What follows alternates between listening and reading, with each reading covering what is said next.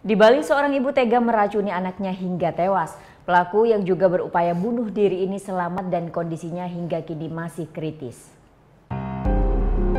Di Desa Sukawati, Gianyar, Bali, seorang ibu Niluh Putu Septian Parmadani racuni 3 anak kandungnya. Setelah memberikan cairan pembunuh serangga kepada anaknya, pelaku menyayat tangan dan lehernya, namun nyawanya masih tertolong. Sementara ketiga anaknya tewas. Mereka bernama Niputu Diana Mas Pratnia Dewi, usia 6 tahun. Mademas Laksamana Putra Lakis 4 tahun dan Nyoman Kresnadana Putra Lakis 2 tahun. Pada saat otopsi kita menemukan adanya tanda-tanda korban mati lemas, jadi ada busa di saluran nafas, kemudian ada bintik perdarahan, kemudian paru-parunya bengkak, dan kemudian untuk menentukan sebab kematiannya harus pemeriksaan toksikologi.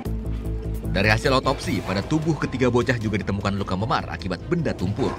Rabu malam ketiga jenazah sudah dibawa ke rumah duka di Desa Sulangai, Badu. Pelaku hingga Kamis masih dalam kondisi kritis dan dirawat di Rumah Sakit Umum Pusat Sanglah, Denpasar. Masih mendalami, masih mengumpulkan saksi-saksi, ya. Termasuk ibunya kan sampai saat sekarang belum bisa diminta keterangan. Apakah motifnya mungkin ada percekcokan, salah paham dan sebagainya, ya.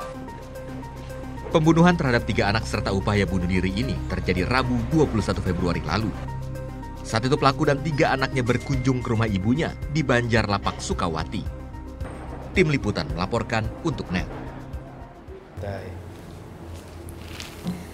Udah selesai kan nontonnya? Nah, jadi jangan lupa buat like, komen, dan subscribe ya.